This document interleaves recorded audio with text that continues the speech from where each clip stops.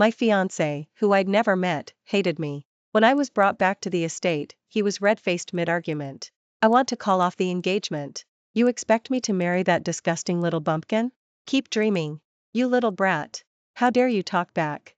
If you won't marry her, who will you marry? Try telling me what. I clutched my luggage and pushed the door open timidly. Sorry to interrupt. My fiancé spun around, impatient. For a long moment no one spoke. Then his face slowly flushed red. I want her, he said. Isn't she your fiancé? Everyone stood there, stunned. Before we go on, hit subscribe and tell us in the comments where you're listening from. My name is Honey. I grew up in Willowbrook with Grandma until she passed away. Only then did a letter from the Hawthorne family in the capital let me know I had a fiancé I'd never met. When the driver they'd sent pulled up in front of a mansion that looked like a castle, I squeezed Grandma's silver bangle so hard my palms sweated. Just as I reached the main hall doors, shouting erupted inside. A young man's voice, furious, boomed, I want to call off the engagement. Expect me to marry that disgusting bumpkin? In your dreams. Next came a stern older man, you little brat. Defying me? If not her, then who? Since when do you, couldn't, catch the rest? Hugging my faded canvas duffel, I nudged the half-open door. Sorry to interrupt. Silence slammed down as every eye swung toward me. The guy who'd been yelling spun around. I lifted my head and collided with storm-dark eyes. He wore a tailored black suit, tall, cut like a magazine cover, except the disgust on his face stabbed me like needles. This had to be Chase. I dropped my gaze, knotting the strap of my bag, heart banging against my ribs, bracing for worse. A full half-minute passed, the room so quiet I could hear us breathe. I peeked again. Chase's furious flush had crept to the tips of his ears. His Adam's apple slid. Voice rough, he told the man who'd scolded him, his father, Victor, I want her. Victor blinked, pointing at me. Isn't that your fiancé? Butler and housekeepers exchanged bewildered looks. Chase strode over, towering. The contempt had vanished, replaced by something I couldn't read. He reached for my duffel, tone gentler than I expected. Tired? I'll show you your room. I flinched. His hand froze mid-air, a flicker of hurt crossing his face, then he simply took my bag, decisive. Follow me. I trailed him down a long corridor hung with oil paintings. Sunlight poured through floor-to-ceiling windows, polishing the parquet to mirrors. He slowed until I matched his pace. At a wide sunlit door on the second floor he paused. This is yours. The bedroom dwarfed my imagination, a cloud-soft bed, a vanity, and a balcony overlooking the gardens. I'd never stayed anywhere half so grand and didn't know what to do with myself. Chase set the duffel on the nightstand, cheeks coloring again. About what I just said, don't take it to heart. It's okay, I mumbled. His phone buzzed, he glanced at the screen, frowned, barked a curt reply, and pocketed it. Rest. I'll fetch you for dinner. He slipped out almost at a run. Only after the door clicked did I exhale, sagging onto the bed, heart still racing. This fiancé wasn't what I'd pictured.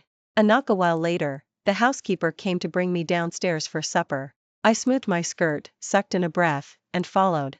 In the dining room Victor and Chase were already seated.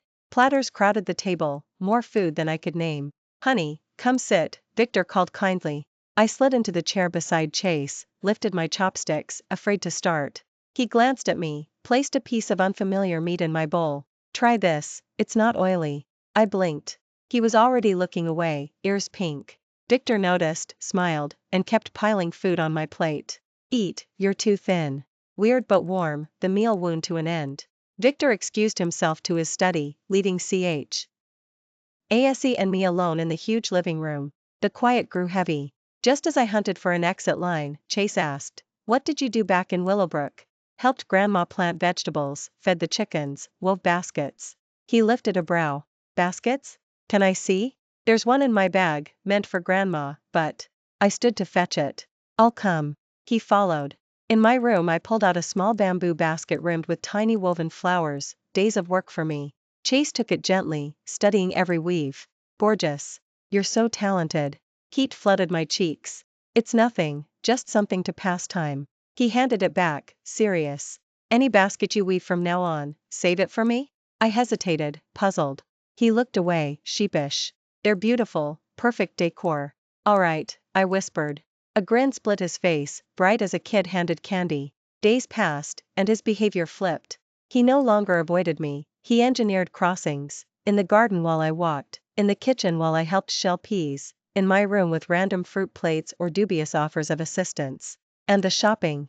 A gauzy dress today, delicate shoes tomorrow, snacks I couldn't pronounce the day after. Each time I protested, he shrugged, gifts for my fiancé. Natural law. One afternoon, swinging in the garden in the dress he'd chosen, I heard him murmur, "Honey, you look beautiful." My swing jerked to a halt, cheeks scorched.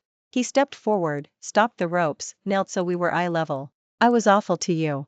Said things I regret. Can you forgive me?" The sincerity melted the last shard of hurt. I nodded. "I forgive you." He beamed, ivory teeth flashing, and ruffled my hair like fragile silk. The sunlight, the breeze, his smile, everything glowed.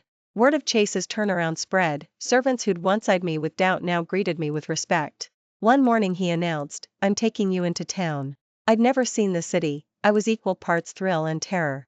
He drove to the heart of downtown, glass towers, rushing traffic. Willowbrook felt worlds away. "Like it?" he asked, voice soaked in fondness. I nodded, wide-eyed. Hand in hand he led me into Willowbrook. A saleswoman swooped over. "Hawthorne, Hawthorne, what may we show you?" At Hawthorne Chase's grin curved, he escorted me to the racks. "Dress her in anything pretty." I tried on a blush pink sundress. When I stepped out, Chase stared as though struck. "Perfect." He tweaked the collar. "We'll take it." More outfits followed until he simply cleared the selections she suggested. Bags overflowing, we headed to Willowbrook. He ordered strawberry shortcake for me, watching as I tasted cloud-like cream, handing napkins whenever my lip threatened frosting. We were leaving when a stylish woman tapped Chase's shoulder. "Chase, been ages." "Who's this?" Her gaze flicked to me, sharp and superior. Chase angled himself between us, voice iced. "Samantha, meet my fiancé, honey." Samantha's smile twitched before snapping back. She extended a manicured hand. "I'm Samantha, an old friend." I half raised my hand. Chase caught it first, keeping me away, tone glacial. "We're late." He ushered me out, grip firm enough to thrum with warning. Outside, I felt the tension in his fingers. I glanced up, his jaw was clenched, brows slammed together. "Chase, what's wrong?" I asked softly. He stopped, turned, and looked at me, worry and tension flickering in his eyes. "Honey, just ignore her, she's not a good person." "I understand." I nodded. He exhaled gently and pulled me into his arms. "Sorry for letting you feel wronged." "I'm not wronged." I nestled against his chest, warmed by his body heat. From that day on, Samantha kept appearing in front of us, forever stirring trouble between Chase and me, always aiming at me. Once, Chase took me to a party. Samantha came too. She deliberately spilled red wine on me and apologized with fake sweetness. "Sorry, honey, I didn't mean it." Before I could speak, Chase tugged me behind him and fixed Samantha with an icy stare. "Samantha, was that really an accident? How can you say that?" "I honestly didn't do it on purpose." Her eyes reddened in grievance. People around us started whispering and staring. Chase didn't care. He shrugged off his suit jacket, draped it over my shoulders, and said firmly, "Honey, let's go." He led me out of the party under everyone's gaze. Back in the car, he pulled out tissues and carefully dabbed at the wine stains, his eyes full of heartache. "Did any wine soak through? Are you cold?" "I'm not cold, and it didn't reach my dress," I said, shaking my head. He exhaled in relief, then his expression turned grave. "Honey, steer clear of Samantha from now on. If she bullies you again, tell me, I'll handle her." Seeing him so protective, I couldn't help smiling. "Okay." When he saw my smile, his face relaxed, he bent and kissed my forehead. "Only I'm allowed to tease my honey, no one else." Chase's possessiveness grew by the day. Wherever I went, he wanted to follow, afraid someone might hurt me. He even began learning to cook the foods I loved. One morning I woke to delicious smells drifting from the kitchen. Curious, I patted over and found Chase in an apron, hair tousled, forehead beaded with sweat, flipping food in a pan.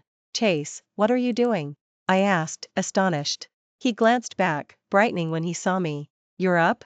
"I'm making breakfast." "You can cook?" I was even more surprised. He scratched his head, a little shy. "I couldn't before. I watched a tutorial yesterday and thought I'd try your favorite veggie noodles." I stepped beside him and peered into the pot. The noodles didn't look restaurant perfect, but they smelled amazing. "Almost done, go wait in the living room," he said. I obeyed, curling up on the sofa, heart swelling. Soon Chase carried 2 bowls of veggie noodles to the table. "Here, taste." I lifted my chopsticks and took a bite. The flavor wasn't textbook, but every strand was steeped in love. Delicious, I said, smiling. Hearing that, his eyes lit up. He tasted it too, chewing while asking, really? Then I'll make it for you often. Deal. I nodded. From then on he cooked breakfast regularly. Sometimes he failed and the kitchen ended up a battlefield, yet I felt nothing but happiness. He also took me to Willowbrook whenever I missed the air back home. We dug wild greens together, fished by the river, and sat on the ridge watching the sunset. He stored my scraggly greens like treasures, released the tiny fish I caught, and whispered behind me while the sky blushed red, "Honey, having you here is wonderful." Leaning against him, I watched the horizon burn orange and knew pure contentment. Once we ran into my old neighbor Johnson. Seeing us, she beamed. "Xiner, is this your young man? Handsome and so attentive." Blushing, I nodded. Chase greeted her warmly. "Johnson, I'm Honey's fiancé. I'll take good care of her." She patted his arm. "Good, good. That child had a hard life. With you, I can rest easy." Walking away hand in hand, Chase said earnestly, "Honey, I'll make you the happiest woman alive." I met his sincere gaze, tears pricking my eyes, and nodded hard.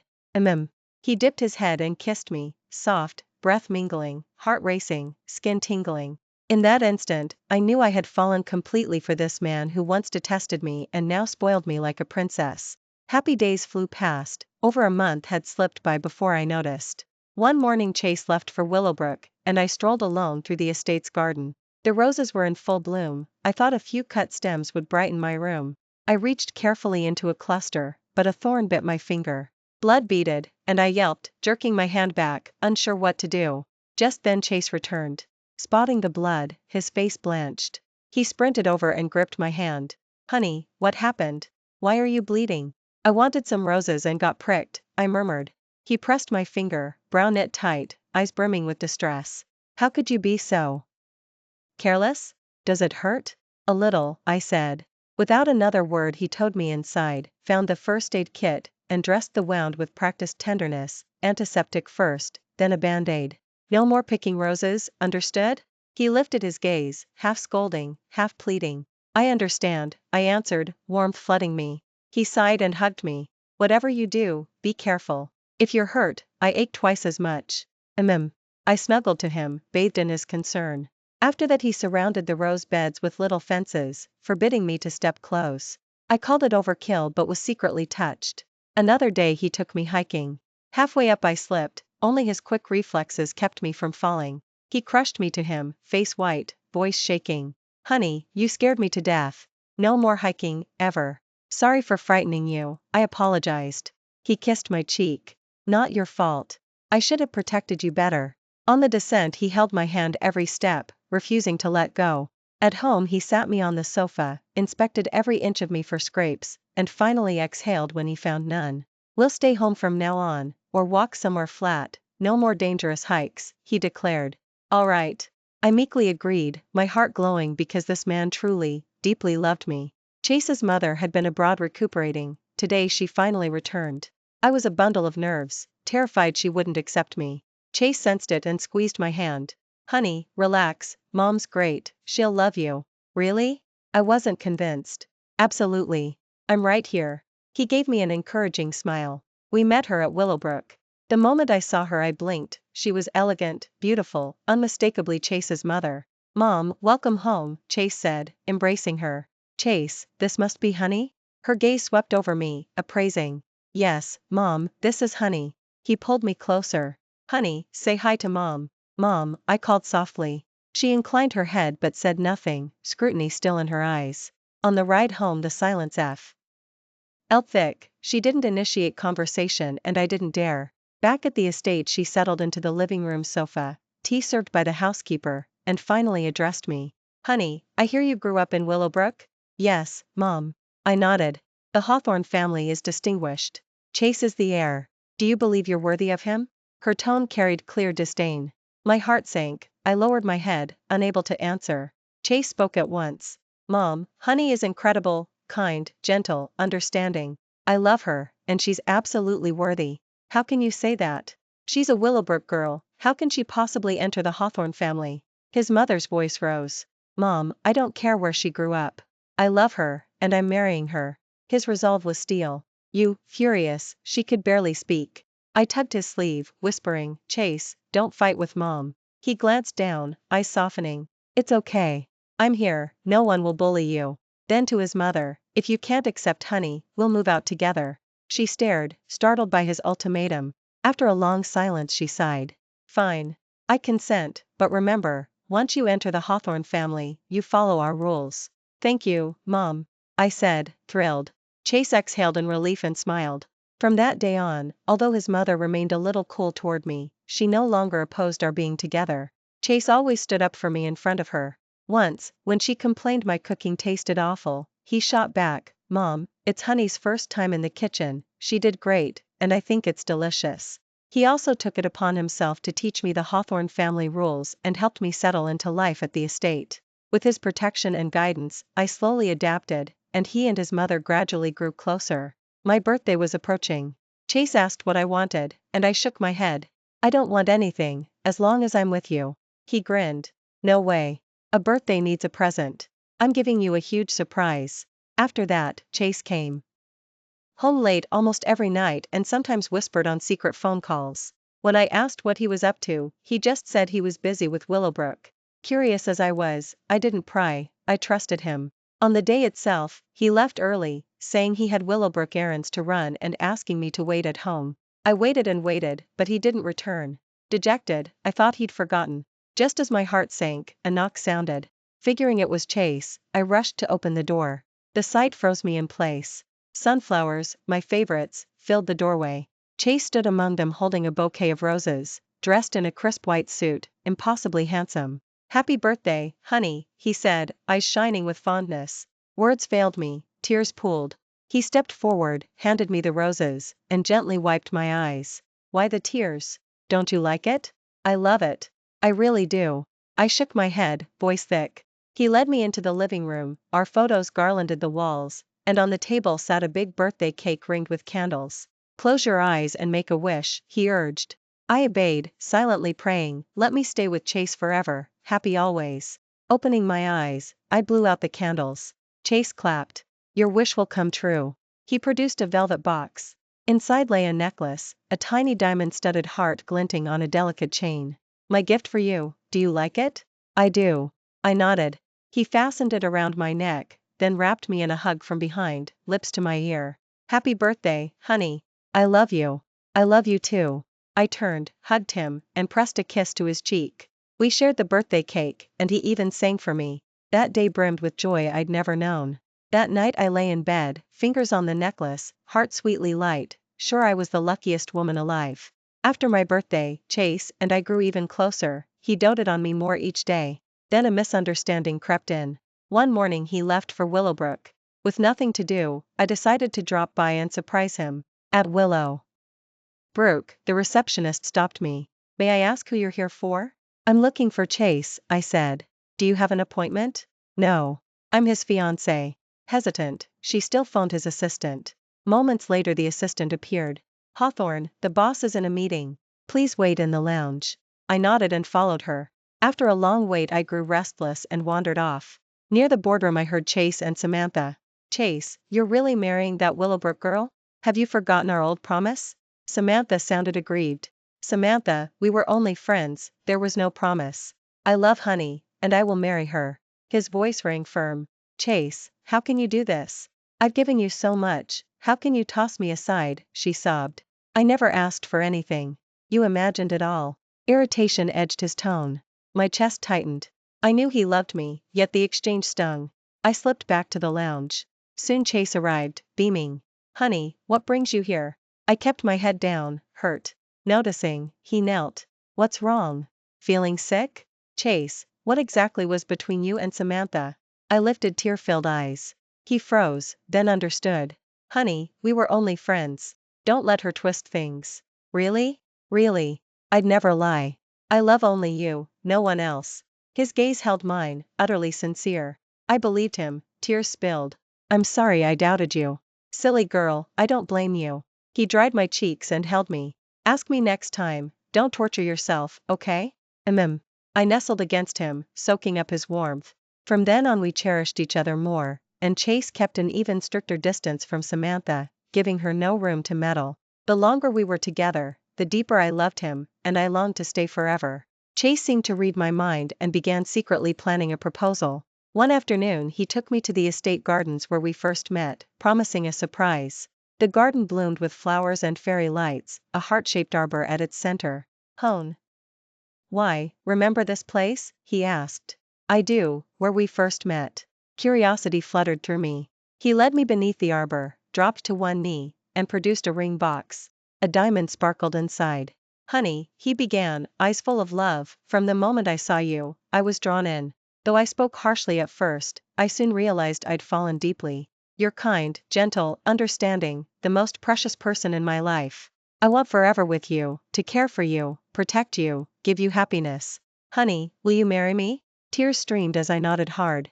Yes, yes, I'll marry you. His face lit, he slid the ring onto my finger, stood, and hugged me tight. Wonderful, honey, I love you. I love you. I cried into his shoulder. Applause broke out. Victor, Chase's mother, the butler, and housekeepers appeared, all smiling. Congratulations. Victor cheered. Honey, welcome to the Hawthorne family, we'll treat you well, his mother added warmly, I sincere. Overwhelmed, I could only nod. We held an intimate engagement party on the estate that evening. Later, on the balcony, Chase held me beneath the stars. Honey, soon we'll be husband and wife. I'll love you always, cherish you forever. And I'll love you forever, I murmured, heart brimming with bliss. From this moment, I knew, my life would only grow brighter, with Chase, with love, with family. After the engagement, Chase threw himself into planning our Willowbrook wedding, determined to make it grand and romantic. I joined eagerly, selecting my wedding gown, our rings, the venue, every detail steeped in love. On our wedding day I sat at the vanity in white silk, nerves and excitement dancing inside me. Ready, honey? The groom's here, his mother said with a smile. I inhaled deeply and nodded. Chase entered in a white tux, breathtakingly handsome. Seeing me, he stopped short. Honey, you're stunning. He took my hand, voice tender. And you're so handsome. I blushed. He led me out to the ceremony. The space bloomed with flowers and billets. Lawns, a long red carpet stretched toward the officiant. Music rose. Arm in arm, we walked amid applause and blessings. At the altar the officiant smiled.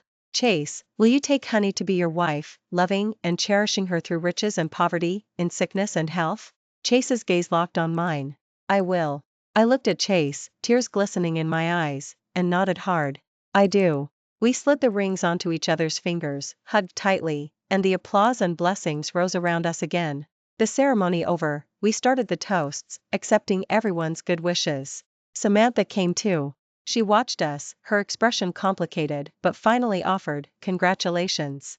Chase and I exchanged a smile and said nothing. That night, after seeing every last guest off, we walked into the bedroom that was now ours. The room was warm and cozy, roses and candles everywhere. Chase lifted me, lowered his head, and kissed me, an ocean of tenderness and love. Honey, having you for the rest of my days is perfect, he whispered against my ear. Every last bit of the rest of my life belongs to you, I murmured, curled against him. We held each other on the bed, eyes locked, love spilling between us. I knew this was only the beginning. Whatever challenges waited, we would meet them together, share every joy, love forever, never part. Married life was honey, every moment sugared. Chase spoiled me outrageously, big Willowbrook decisions or my craving for a particular dessert, he remembered everything. One bright weekend he announced we were cleaning out his boyhood room so I could meet the kid he'd been. The room was frozen in time, a few dusty textbooks on the desk, Transformers lined up on the shelf, carefully preserved. You played with these? I picked up the bumblebee figure, laughing. Arms slid around me from behind, his chin resting on my head. I was young and clueless, they were everything. We sifted through the memories together until a tin box tumbled from the lowest shelf, scattering its contents. Careful. He steadied me, then crouched to gather the things. I knelt to help. One yellowed photo caught my eye, a little girl with crooked braids, threadbare floral dress, holding the hand of a boy whose cheeks were still wet with tears. Who? The girl looked disturbingly like me at that age. Chase lifted the photo, fingers brushing the girl's face, eyes soft. My first love, my white moonlight. White moonlight. My heart lurched. You loved someone before? He chuckled, tapping my nose. Look closer, silly. I took the photo, and the memory rushed in. I was 10 the year Grandma took me to the county fair. Passing through Willowbrook, I found a boy cornered by bullies, bawling. I charged in, waving pebbles like a tiny warrior and chased them off. The kid sobbed. I pulled out the strawberry candy Grandma had bought me, unwrapped it, and pushed it between his lips.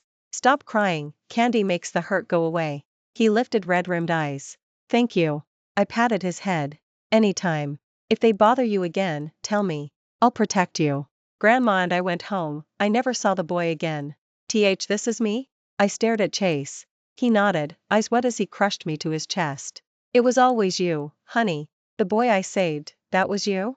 My voice cracked. Me. His throat tightened. You saved me, fed me candy, promised to protect me. I searched for years, but I only had your face, no name, no place. So the first time you saw me you. His sudden change of heart finally made sense. You looked familiar, but grown up. I wasn't sure, until I saw you smile, watched you clench your fingers when you're nervous. Then I knew, you were the girl I'd hunted for. And you still called me a country bumpkin. I mock punched him. He pressed my fist to his lips. I'm sorry, honey. I didn't know my fiancé was you.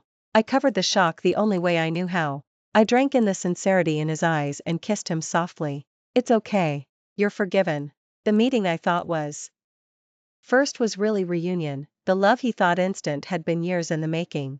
After the truth, his devotion tipped into gentle obsession. He begged for every childhood story, how I fed Grandma's chickens, how I wove baskets, and listened as if each tale were legend. You drove off bullies by yourself? He asked once, head pillowed on my lap, admiration shining. I was fearless, I boasted, ruffling his hair. He trapped my hand, nipped a fingertip, voice low. My brave girl, will you let me protect you now? Deal. I kissed his forehead. On a visit to Grandma's grave we passed the Willowbrook where I'd rescued him. He pulled me under the same old tree. Right here, he said, touching the bark. They shoved me down, I cried, until you arrived. I stared, seeing the fierce child and weeping boy superimposed on the present. Nothing's changed, I murmured. Everything has, he whispered, arms sliding around me. The brave girl became my wife. I turned, cheeks burning, and hugged him hard. Meeting you was fate, Chase. Finding you was my greatest luck. He kissed me, a kiss woven from every year we'd been apart. On the drive home he said suddenly, honey, one more stop. He parked outside the Willowbrook bakery we'd first visited together. 2 strawberry shortcakes, he told the owner. The man grinned. Coming right up, Hawthorne, same as always? I blinked. You came here often? After the strawberry candy you gave me, everything had to be strawberry. These cakes taste closest to that memory. Warmth flooded me, his preference had been deliberate. The cakes arrived. He lifted a forkful to my mouth. Sweet as your candy back then? I tasted it, sugar blooming on my tongue, an exact echo. Perfect. He tucked a strand of hair behind my ear. I'll buy them for you every day. Days slid by, our bond deepening, Chase's possessiveness growing, but every ounce of it smelled of love. If I chatted with another man he'd appear at my shoulder, shielding me, gaze icy. Each time I kicked off tea, he woke to tuck me in again. When cramps hit he brewed ginger brown sugar tea and hovered like a nurse. One night I teased, Chase, if you spoil me rotten I might become unbearable. He pulled me close, lips brushing my hair. That's the plan, you'll never want to leave. I laughed and thumped his chest. Wicked man. Only to you. He stole another kiss. Then came another surprise. Honey, I've somewhere special to show you. He drove to the sunflower field blazing gold under the afternoon sun. Wow, stunning. I slipped free and ran between the tall stalks. Chase followed, content to watch me spin and laugh. When I flopped on the soft earth he sat beside me, opened a tiny box, and lifted out a delicate sunflower pendant. Had it made for you. Sunflowers mean warmth and light, just like you light my world. I touched the charm, throat thick. Chase, I love you. Love you more, honey. He leaned in, sunlight bathing us, promise and perfume everywhere. Our shadows stretched as we walked home hand in hand. One childhood encounter had sealed our fate. Chase, my fiancé, my husband, the boy I saved, had always carried my image as his white moonlight. The road ahead is long, and we'll walk it sweetly, loving and loved, forever.